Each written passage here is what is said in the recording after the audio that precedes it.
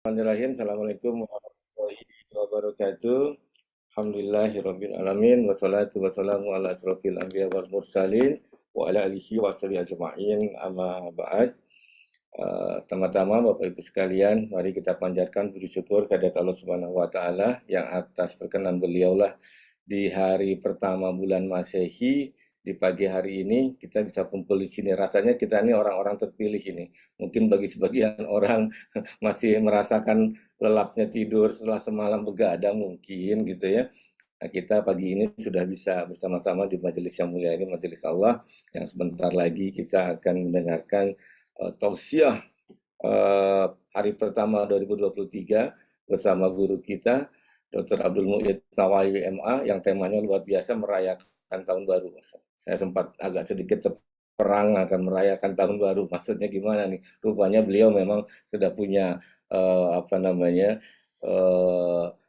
bayangan apa yang akan disampaikan tentang bagaimana merayakan tahun baru dalam konteks kajian tasawuf. Salawat dan salam marilah kita panjatkan kepada junjungan kita Nabiullah Muhammad SAW yang insya Allah atas syafaat beliau lah kita nanti akan bersama-sama berkumpul kembali di surganya Allah. Baik Bapak sekalian, di sini juga sudah hadir Ustadz yang ganteng ini, Ustadz Muhammad Syakir dengan penuh kewibawaannya nih. Tahun baru 2023 kayaknya juga makin segar gitu kan, makin dewasa kayaknya. Langsung aja Ustadz Syakir, silakan dimulai kajiannya. Tafadhol Ustadz Syakir. Unmute dulu Ustadz Syakir.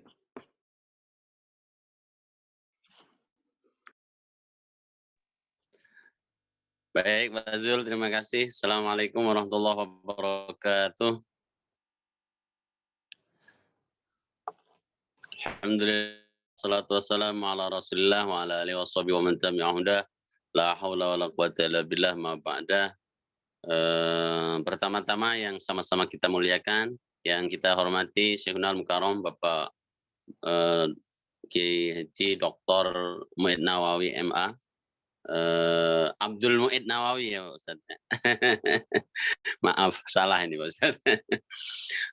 Alhamdulillah, syukran katsiran Pak Ustaz sudah hadir pagi menjelang siang ini ya Pak Ustaz. Sehat selalu. Sehat selalu. Alhamdulillah. Dan juga Pak Ketua, Pak Zul, serta jamaah sekalian semuanya yang berada di tempat masing-masing. Alhamdulillah, kita pagi hari ini Allah berikan rahmatnya, sama-sama kita bisa bertatap muka melalui Zoom ini dalam rangka untuk mengikuti kajian insya Allah akan disampaikan oleh guru kita terkait dengan tahun baru 2023 yang hari ini hari pertama. Nanti kita ikuti arahan-arahan beliau, apa yang harusnya kita bisa lakukan, apa yang dilarang.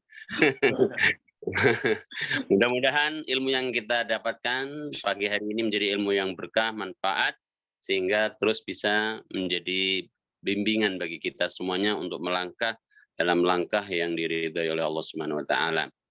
Kemudian salawat dan salam Allah curah limpahkan semoga kepada baginda Nabi Muhammad SAW yang senantiasa kita berharap syafaatnya kelak. Semoga kita semua termasuk umatnya yang mendapatkan syafaatnya. Mari sama-sama membaca umul kitab untuk membuka kajian pagi hari ini. Al-Fatihah. A'udzubillahi minasyaitonirrajim. Bismillahirrahmanirrahim. Alhamdulillahirabbil alamin arrahmanir rahim maliki yaumiddin. Iyyaka na'budu wa iyyaka nasta'in ihdinas siratal mustaqim. Shiratal ladzina an'amta 'alaihim ghairil maghdubi 'alaihim waladdallin. Amin. Amin ya rabbal alamin. Monggo Pak Ustadz langsung kami serahkan kepada Pak Ustadz seluruhnya. Terima kasih Ustaz Muhammad Syakir. Assalamualaikum warahmatullahi wabarakatuh. Waalaikumsalam warahmatullahi wabarakatuh. Alhamdulillahirabbil alamin wa bihi nasta'inu ala umuri dunya waddin. Wassalatu wassalamu ala asyrafil mursalin wa ala alihi wa sahbihi ajmain. Ma ba'du. Segala puji hanya bagi Allah Subhanahu wa taala atas berkahnya kita bertemu dengan hari ini yang kita sebut dengan tahun baru yaitu tahun 2023. Semua ini tentu saja karena rahmat Allah Subhanahu wa taala.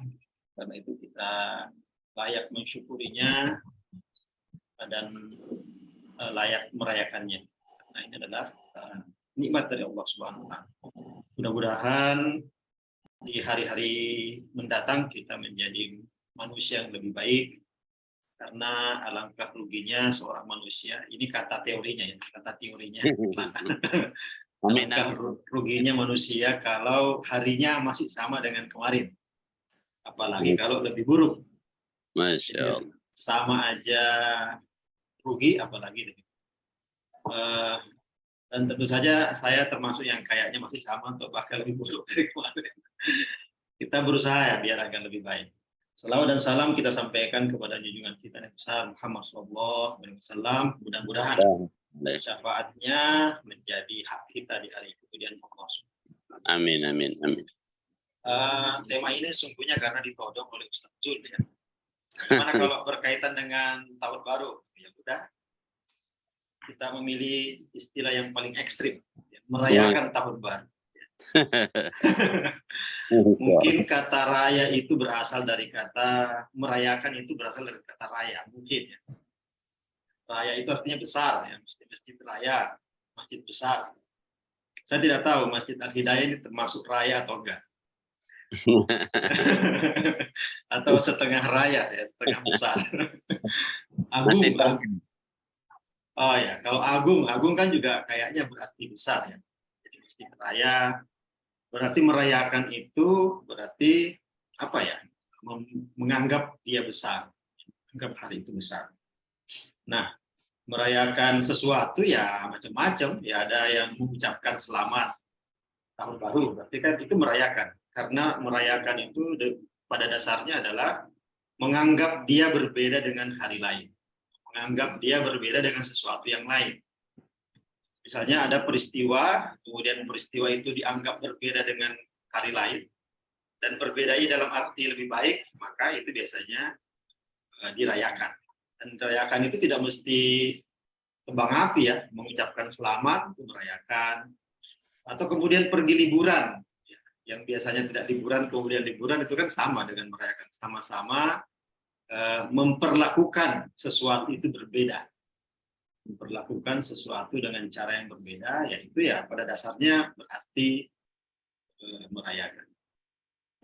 Para jamaah sekalian, nah di dalam Al-Quran, kalau kita bicara tentang tahun 2023 atau apapun itu, tahun baru ya, itu kan kita bicara tentang waktu, ya. Kita bicara tentang waktu. Nah di dalam Al-Quran, bahasan tentang waktu itu selalu dalam kerangka Allah menegaskan bahwa dialah penguasanya. Jadi ketika disebut tentang waktu, maka Allah ingin menegaskan bahwa sayalah penguasa waktu. Nah, kenapa Allah Subhanahu wa taala menyampaikan itu, ya, menegaskan itu di dalam hampir semua ayatnya yang berbicara tentang itu? Ya, itu karena di zaman itu, ya, di zaman itu ada keyakinan yang menyebar bahwa waktulah penguasa, ya, waktulah penguasanya. Nah, karena itu Allah mengatakan, jangan lupa, sayalah penguasanya. Oke lah, waktu berkuasa, tapi saya penguasa waktu. Nah, gitu. Allah Subhanahu wa taala ingin mengatakan seperti itu.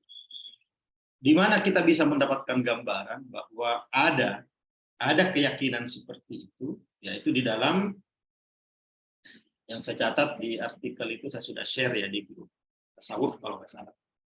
Sudah share, yaitu di dalam Al-Quran surah Al-Jathiyah ayat 24, yang itu berbunyi wa qalu ma hiya illa hayatuna dunya namutu wa nahya wa ma yuhlikuna illa dahr.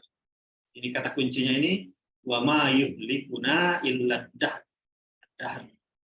Dahr itu artinya makan ya.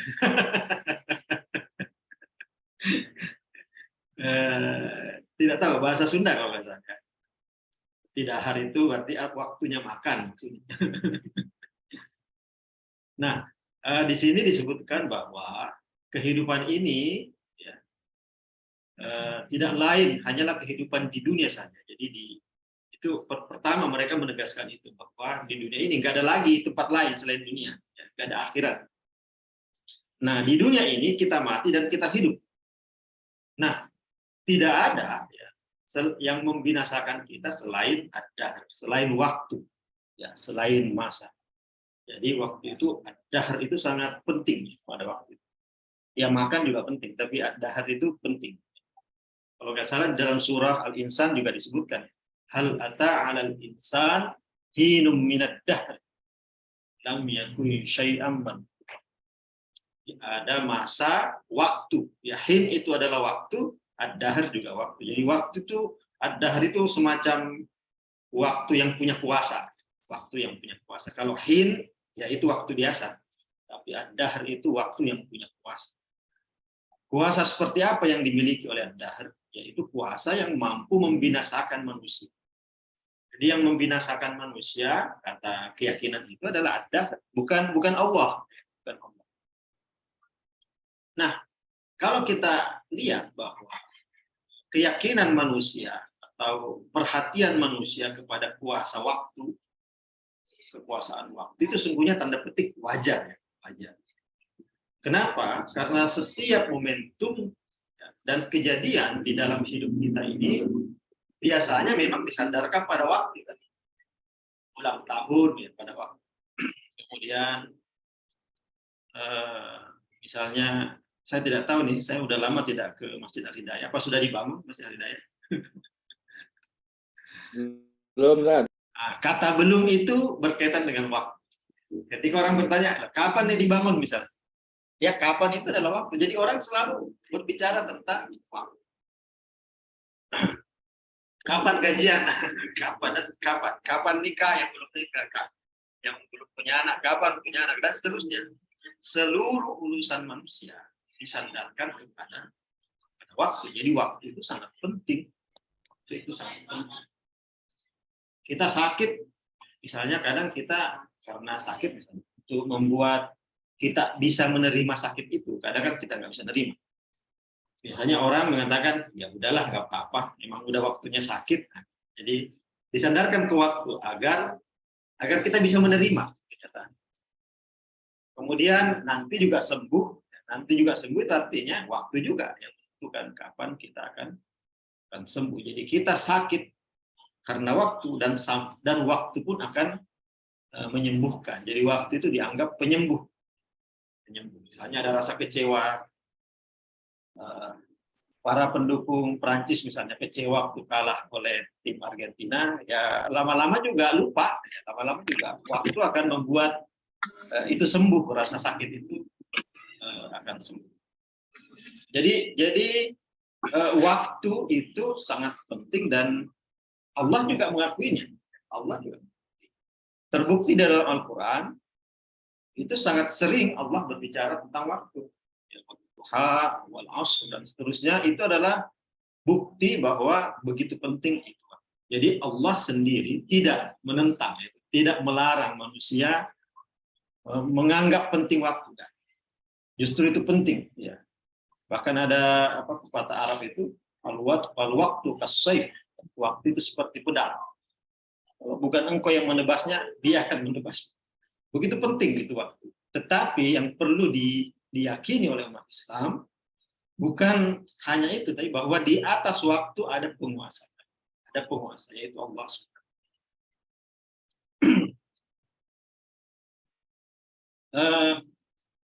Di dalam Al-Quran ini Allah hanya hendak menegaskan bahwa ada yang lebih berkuasa daripada waktu, itu Allah. Nah, ketika kita berbicara tentang waktu, maka biasanya kita ada beberapa hal yang berkaitan dengan waktu atau beberapa kosakata yang berkaitan dengan waktu. Pertama, masa lalu, kemudian masa kini dan masa datang. Masa lalu, masa kini, dan masa datang.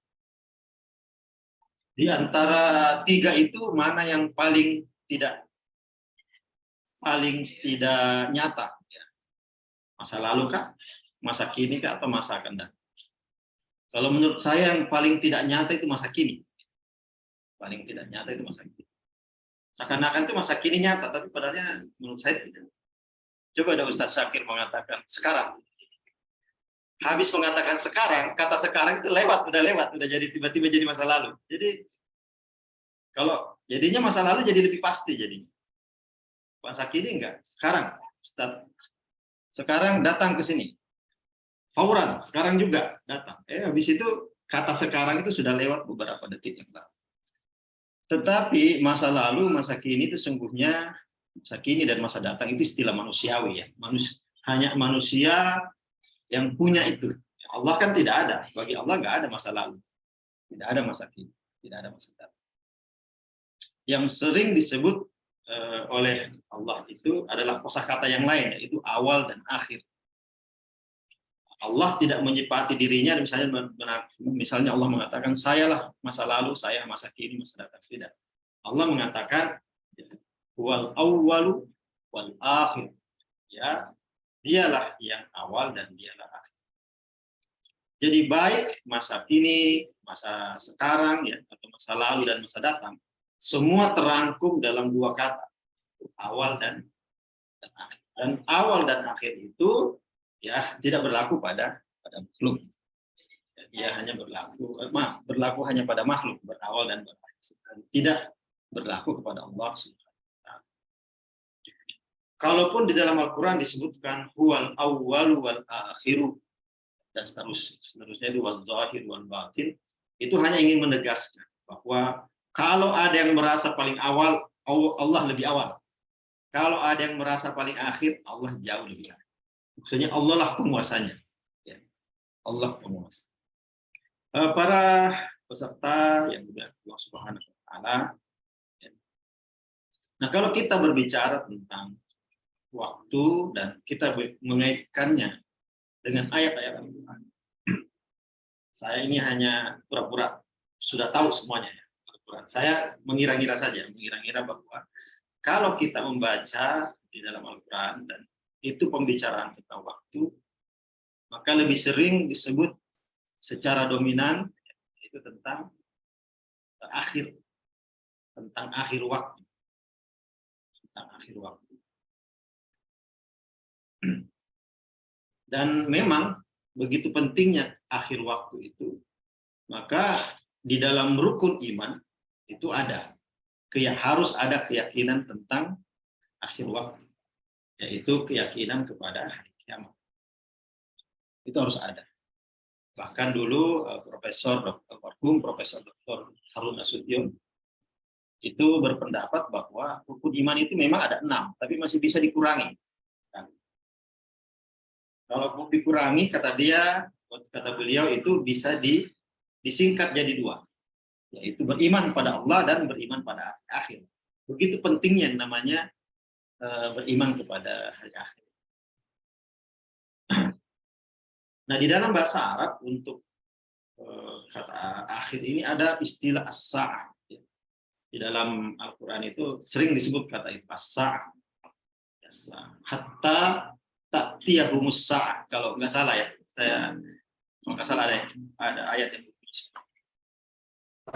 saat itu ya dalam bahasa Indonesia ya diartikan saat atau kadang diartikan dengan jam saat. Ustaz Syakir kadang mengajar bahasa Arab ya di apa? Kalau nggak salah di bahasa Arabnya itu jam berapa? Kamis saatul an ya. Jam berapa sekarang? Jam berapa? Kadang as-sa'a itu kadang juga diartikan jam.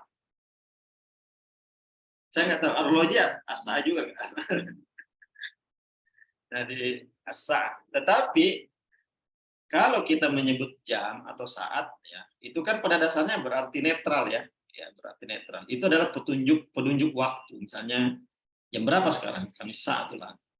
Misalnya jam 10.30 atau jam 10.31. Pada dasarnya itu berarti netral ya. Hanya menunjukkan jam sekarang, jam nanti dan jam lalu. Jam berapa tadi nyampe? Berarti kan jam yang menunjukkan sudah lewat ya. Nah, namun di dalam Al-Quran kata as-sa'ah itu seringkali berarti hari akhir. Hari akhir. Jadi bukan masa lalu, bukan masa kini, tapi hari akhir nanti. Jadi as-sa'ah. Yang ingin saya katakan di sini adalah bahwa Al-Quran begitu sering berbicara tentang hari akhir ini. Bahkan kata as-sa'ah yang biasanya berarti netral, tidak berarti lalu, sekarang, maupun akan datang, itu kemudian berarti akhir saja oleh apa namanya, oleh Al-Quran. Karena itu kesan kepada membaca Al-Quran itu, kesan yang muncul sangat kuat adalah bicara tentang hari akhir. Ya misalnya di dalam Al-Quran disebut wadduha wal laili idza saja ma wadda'aka rabbuka wa ma qala walal akhiratu khairul laka minal ula. Jadi ada penekanan lagi kepada hari akhir. Nah, ada kesannya, jadinya ada kesan cukup kuat bahwa Al-Quran berbicara tentang waktu, selalu menekankan atau selalu menotifikasi hari akhir, atau bahwa Al-Quran ingin memberikan kesadaran bahwa segala yang ada ini akan berakhir, dan tidak ada yang berakhir, dan apa namanya, yang tidak berakhir hanya waktu. Oke, karena ini pengajian tasawuf, kita mencoba masuk ke tasawuf. Nah, di dalam tasawuf, waktu juga mendapatkan perhatian. Tetapi lebih kepada perhatian sebagai aktivitas, bukan sesuatu yang pasif. Waktu tidak didefinisikan, maksud saya. Waktu tidak didefinisikan, tetapi langsung disebut aktivitas. Contoh misalnya di dalam tasawuf, hari akhir itu bukan sesuatu yang akan datang, itu ditunggu, nanti akan datang. As-sa'ah itu akan datang. Tidak seperti itu. Tetapi di tasawuf itu lebih kepada sesuatu yang diupayakan. Jadi hari akhir itu bukan ditunggu kedatangannya, tapi diupayakan kedatangannya. Diupayakan ini bukan membuat hari menjadi kiamat ya, bukan mempercepat kiamat, bukan. Tetapi menerapkannya di dalam kehidupan sehari-hari, bahwa kiamat itu diadakan saat. Nah, istilah-istilah yang khas yang berkaitan dengan akhir waktu atau hari akhir dipahami oleh tasawuf sebagai sesuatu yang ada saat ini. Jadi misalnya kalau umumnya dipahami, misalnya kiamat itu akan datang. Kalau tasawuf tidak. Dia memahaminya bisa terjadi saat ini. Bukan bisa terjadi bahwa akan kiamat. Tapi kita bisa menciptakan kiamat. Kita bisa menciptakan hari akhir itu untuk kita. Kita sendiri.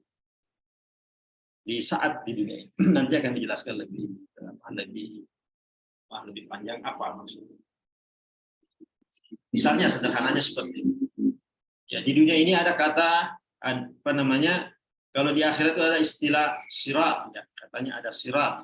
Ya. Nanti katanya setelah kita meninggal dan seterusnya, kiamat, nanti ada sirat. Ya. Sirat itu seperti semacam jembatan atau jalan yang dititik oleh manusia. Kalau tidak lolos jatuh ke neraka, kalau lewat berarti masuk surga. Sirat. Nah, ada juga istilah timbangan, ya. Timbangan misalnya. Kalau Ustadz Muhammad Syakir ini pasti timbangan amalnya lebih berat lah. Timbangan amalnya lebih berat masuk surga. Mizan, istilahnya dalam bahasa Arab mizan. Kemudian ada istilah surga dan neraka. Jadi kan paling tidak di akhirat ya ada itu. Ada as-sirat, ada mizan, ada as-sirat, ada al-mizan, ada surga juga ya al-jannah. Kemudian ada an-nar. Nah, di dalam tasawuf dipahami juga demikian, tetapi agak berbeda. Jadi para pelaku tasawuf itu, yang mereka kan disebut salik ya, salik.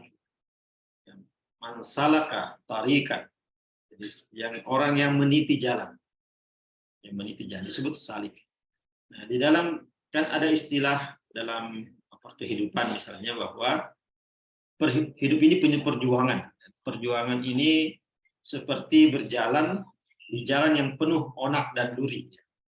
Nah, di dalam tasawuf pun dipahami begitu, ya, dengan cara yang agak berbeda, bahwa jalan kehidupan di dunia ini tidak mudah, dan tidak nyaman. Kenapa? Karena jalan yang kita titi itu istilahnya bukan penuh onak dan duri, tapi tajam, lebih tajam dari sembil. Itu makanya sering disebut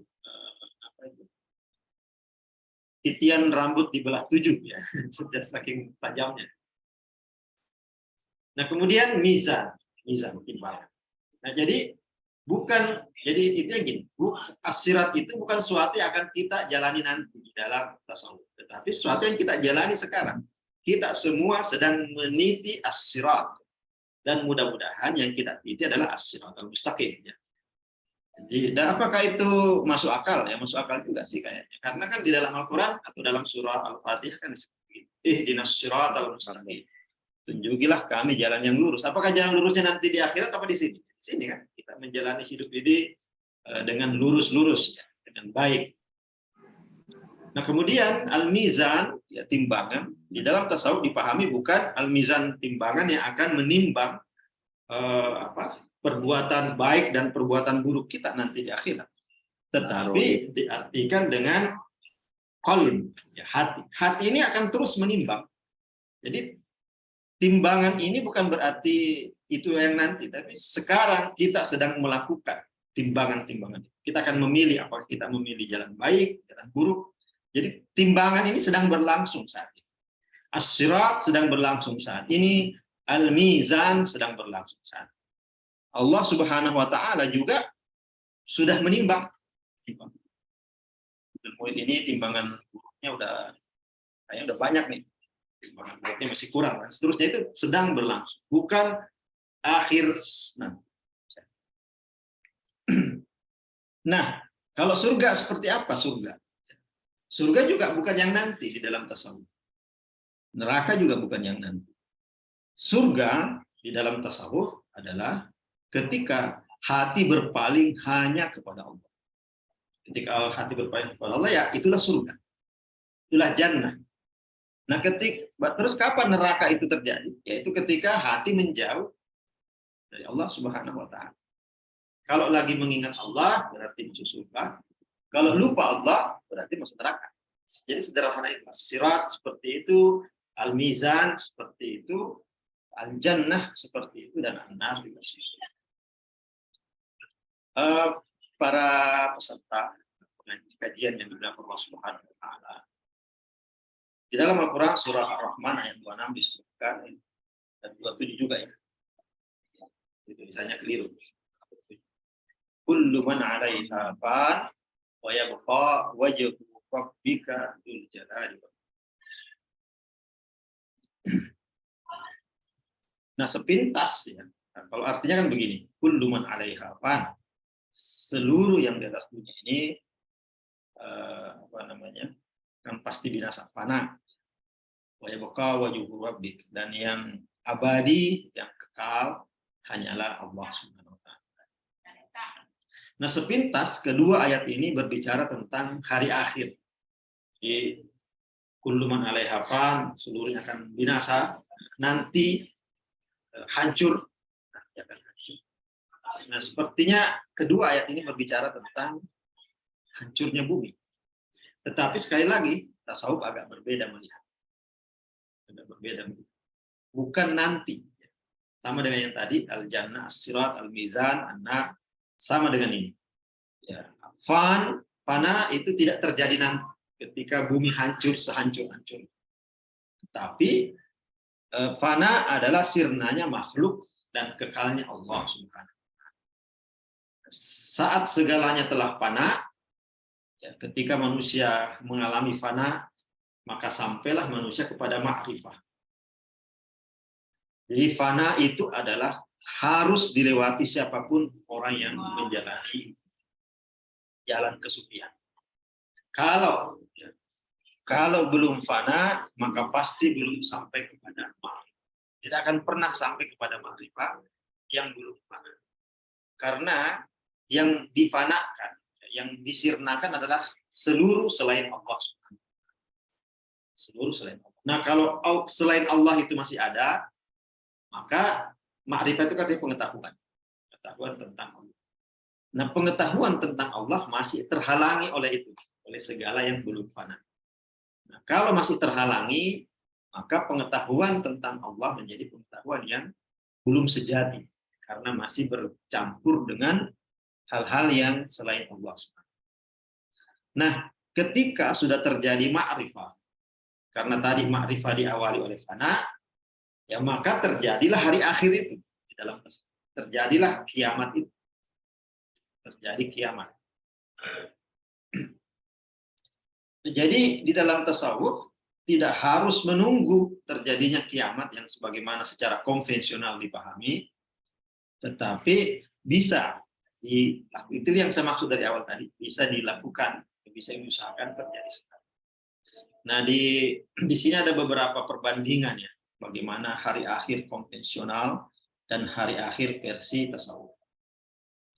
Jadi misalnya ada namanya hari akhir kecil atau kiamat kecil. Nah, secara formal hari akhir kecil itu berarti kematian fisik. Kematian fisik. Nah, kalau dalam tasawuf kiamat kecil ini adalah kematian sukarela. Kematian sukarela.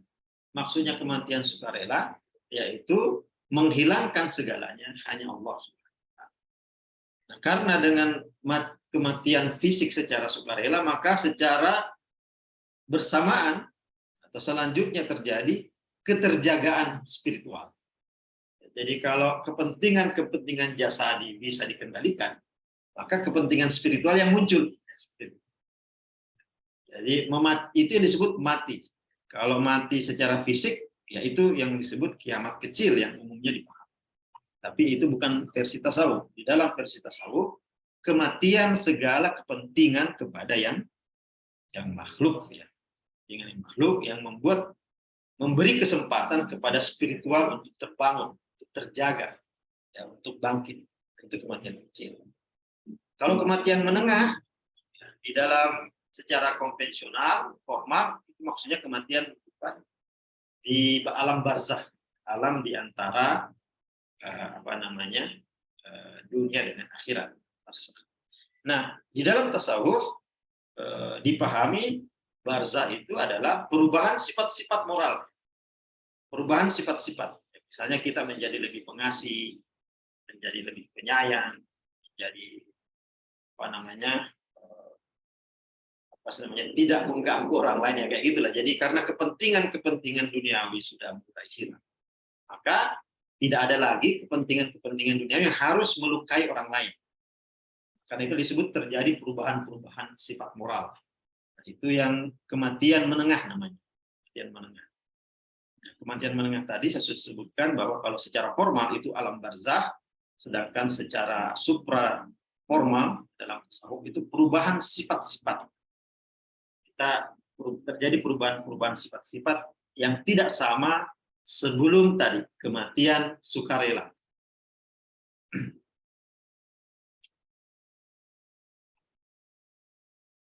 Oke, kemudian kalau kiamat besarnya dipahami secara formal, berkumpul berdiri pada mahsyar, bangkit pada mahsyar.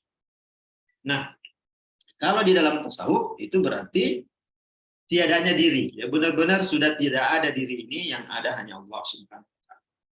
Yang ada hanyalah Allah Subhanahu wa taala. Nah, itu bedanya. Oke,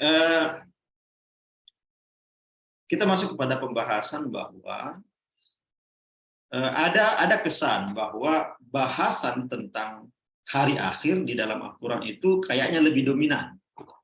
Kayaknya lebih dominan. Nah, itu kayak bukankah selain hari akhir ada hari awal, kan? Ada hari awal. Nah, hari awal ini tidak mendapatkan bahasan yang banyak ya di dalam Al-Quran. Yang ada adalah tentang akhir, misalnya waral akhirat wa khairun laka min al-ula. Tetapi kalau kita kita renungkan, kita baca-baca ulang, ternyata tidak demikian. Tidak demikian.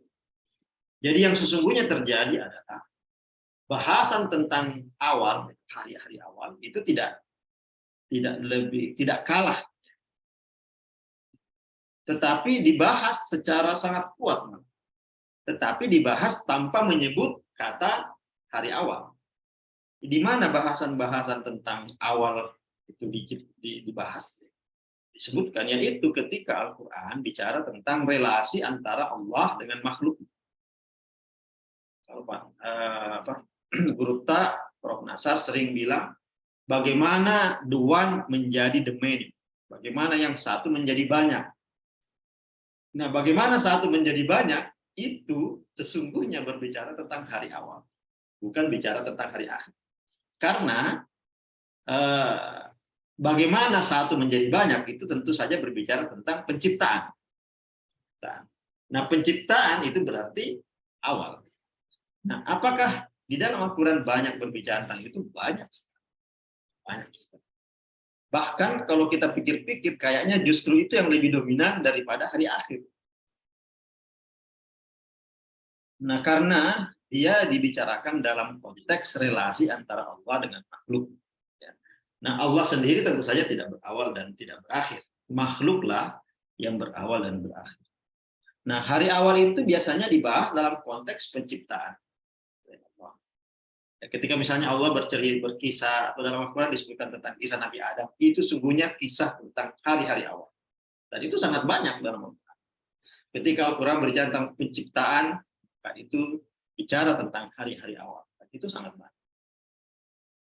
Nah, di dalam tasawuf, ilmu tasawuf dalam hal ini, salah satu pembicaraan yang hangat tentang hari awal adalah konteks wahdatul wujud. Mungkin pernah dengar. Nah, wahdatul wujud sesungguhnya adalah hal yang membicarakan tentang hari-hari awal ini, bukan hari akhir.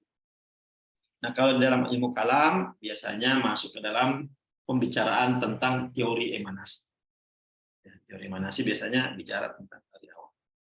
Teori emanasi itu sama, juga berbicara tentang bagaimana Allah menciptakan seluruh yang ada. Nah, pembahasan tentang hari awal justru sangat kuat dibahas. Nah, kalau misalnya kita cari di mana lagi dia dibahas tempat lain, misalnya dalam rukun iman, itu dibahas. Rukun Islam juga dibahas. Bahkan dia dibahas pada rukun Islam dan rukun iman yang pertama. Nah, rukun iman yang pertama itu kan beriman pada Allah Subhanahu wa Ta'ala. Ya, itu sungguhnya berbicara tentang awal, bukan berbicara tentang akhir. Kemudian kalau dalam rukun Islam yang pertama ada syahadat la ilaha illallah, itu sungguhnya berbicara awal. Jadi kalau harus dibandingkan kira-kira kebanyakan mana pembicaraan tentang hari awal daripada hari akhir, kesannya saja di dalam Al-Quran banyak bicara tentang hari akhir, sungguhnya lebih banyak bicara tentang awal. Bahkan menjadi dasar agama. La ilaha illallah itu kan dasar agama. Jadi itu mendasari seluruh hal yang lain. Memang kata awal itu jarang disebut, yang lebih sering disebut atau hari akhir. Nah, saat seorang sufi memulai perjalanan spiritualnya, nah kalau ini dalam tasawuf ya, langkah pertama yang harus dilakukan adalah taubah. Dan kalau kita lihat makam-makam sufi itu tidak pernah melewati yang namanya taubah. Biasanya taubah selalu pada pintu pertama. Nah, taubah ini artinya dari segi bahasa itu artinya raja', sinonim dengan raja'. Tabah dengan raja' itu sama, artinya kembali. Kembali kemana? Kepada jalan yang benar. Jadi konsep taubah ini adalah konsep di dalam Islam yang ingin mengatakan bahwa kondisi primer, kondisi awal manusia adalah suci. Ya, kondisi. Ketika manusia melakukan kesalahan, maka dia melenceng dari kesucian. Nah, karena itu perlu taubat, kembali. Jadi kata kembali itu menegaskan bahwa Islam itu berprasangka baik kepada manusia, bahwa pada dasarnya dia suci, bukan pada dasarnya kotor. Jadi pada dasarnya suci. Jadi ketika melakukan kesalahan, perlu kembali kepada kesucian awalnya. Jadi ketika manusia melakukan kesalahan itu bukan kondisi primer, tetapi kondisi sekunder. Kondisi penyimpangan.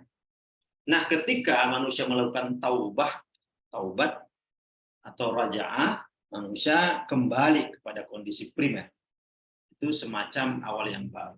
Kita misalnya di dalam kehidupan ini, ya, tahun 2022 misalnya, ada kesalahan, berarti itu pelencengan. ketika kita kembali kepada jalan yang benar, ya, Shiratal Mustaqim tadi, maka kita menjadi semacam awal yang baru. Kenapa? Ya karena taubat itu benar-benar membuat kita menjadi baru. Karena Allah Subhanahu wa taala jika sudah menerima taubat kita, kita menjadi sama sekali tidak punya dosa. Jadi baru. Nah, kita kaitkan misalnya dengan tahun baru, ya tahun baru adalah semacam awal yang baru bagi siapapun untuk diisi kembali dengan cara merenungkan, kemudian menyesali apa yang salah di masa lalu, kekeliruan di tahun-tahun sebelumnya, misalnya di tahun 2022. Nah, kemudian juga kita mensyukuri nikmat karena telah diberikan kesempatan untuk hadir di tahun 2023, dan target selanjutnya adalah menjadi manusia yang lebih baik di masa-masa yang akan datang. Disinilah pentingnya merayakan tahun baru, karena itu tema ini kita merayakan. Kita perlu merayakan, kita mensyukuri pertemuan kita dengan nikmat Allah Subhanahu wa taala yang sangat besar dan sangat sering dijadikan alat sumpah di dalam Al-Qur'an, yaitu waktu. Ya. Banyak macam-macam orang melakukan cara mereka merayakan, mensyukuri, menganggap ini besar, merayakan macam-macam caranya, tetapi paling tidak kata kunci yang harus hadir adalah kekeliruan di masa lalu disesali, kemudian nikmat atau waktu yang telah diberikan disyukuri, waktu yang akan diberikan juga disyukuri, dan kemudian berupaya menjadi manusia yang lebih baik. Para peserta sekalian, selamat tahun baru 2023, mudah-mudahan tahun ini dan tahun-tahun mendatang kita menjadi manusia yang lebih baik. Saya kira cukup dari bahasan dari saya. Silakan Ustaz Syakir. Insya Allah, subhanallah. Jamaah sekalian, demikian tadi